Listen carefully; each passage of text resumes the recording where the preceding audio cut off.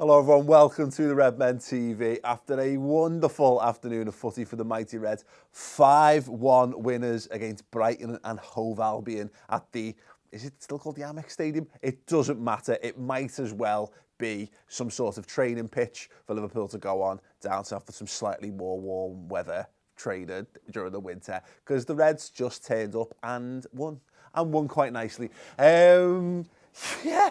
Great. I've got no idea where that came from. There was 20 minutes or so where at the start of the game where it looked like the Reds had no idea where the other people on the pitch were playing, and that's understandable because if you didn't watch the game, Gini Wijnaldum, who played on the wing for Newcastle, does it occasionally for us, was converted into a box-to-box midfielder. Yeah, he played left side of a back three for Liverpool today.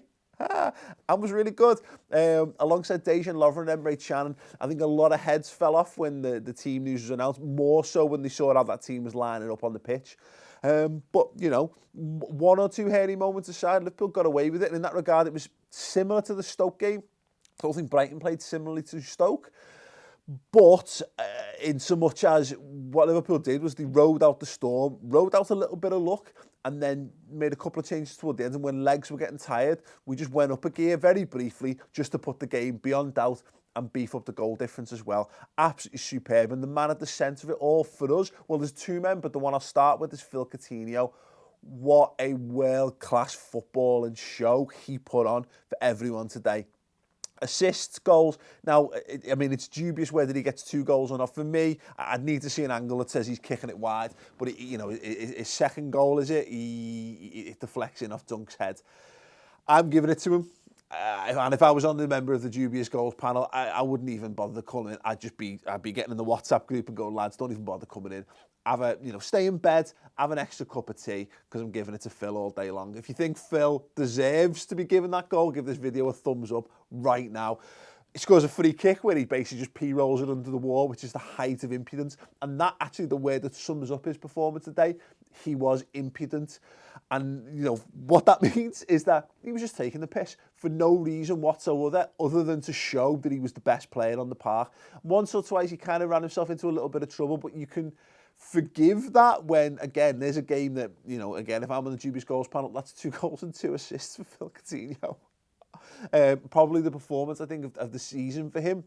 And the one that makes you go, yeah, that's why Barcelona are prepared to pay big money, and that's why Liverpool were absolutely right to tell Barcelona to take that money, turn that son of a bitch sideways, and stick it straight up the, you know, the rectums, because he was class. Roberto Firmino's the other one.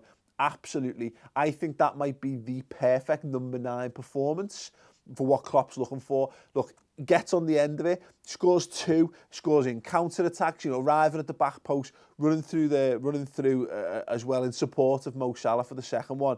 2 absolutely outstanding finishes. And he's winning the ball back deep as well. He's starting counter-attacks. He's looking to play people in. I thought he was absolutely outstanding. And look, we're talking about a game when Mo Salah didn't score, which is shocking enough.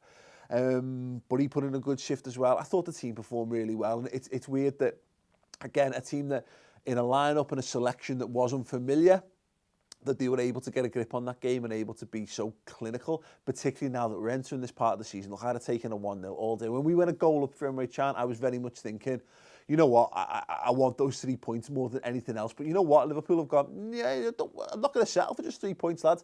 We're going to go and we're going to get some goals on the old score sheet and start to beef up the goal difference. That's going to start to matter as the season progresses. You know, it's no accident that the teams with the best goal difference ultimately end up higher up the table. And I think it feels like it's going to be a tight season and we're going to need it.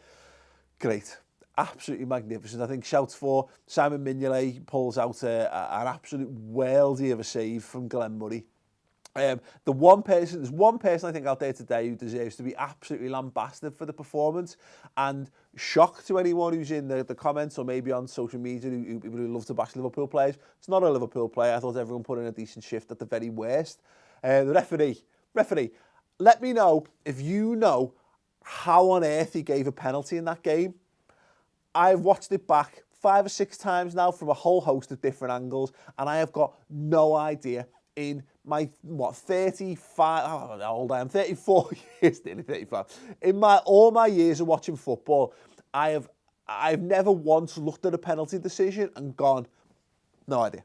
No idea. Now you can go, I've seen it when I've gone, well, he's dived, and I can see that he's dived to win it, or something off the ball, or it's a little sheer pull or whatever. I have got no idea. So if you can put suggestions, and I want them to be as funny as possible. I've seen someone suggest that it was actually oxygen that pushed their player to the ground. I'm still not sure who the infraction is against. Watching it back, it's baffling. The referee had an absolute shocker. And the best thing about Liverpool today is that Liverpool sides in the past, when faced with dodgy refereeing decisions, they capitulate, they let it get into their heads, and we've lost leads and we've lost games. Listen, we've lost leads in recent weeks as well. No, this side stood up and they were counted for, and they dominated ultimately, and they put the game to bed like they're meant to. Brilliant. Roll on midweek. Let's get Champions League last 16 places just booked. Let's get it booked. Let's get our flights booked. And then let's stride into the Merseyside derby against Big Sam's Mersey Millionaires.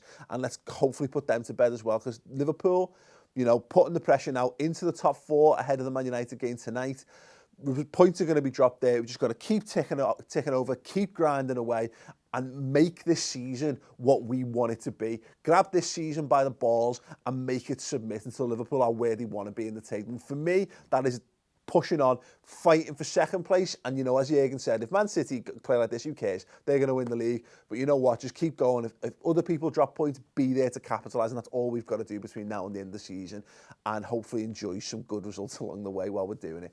Thoughts in the comments below. Thank you very much for watching. Subscribe to the Redmen TV. If you've got more from me, and on Big Sam Allardyce and how he is the perfect pick for his Big Sam Mersey Millionaires. You can watch a video on Mates TV. Subscribe to my channel as well. Much appreciated. On the road to 25,000 subscribers. Thank you very much, and I shall see you there.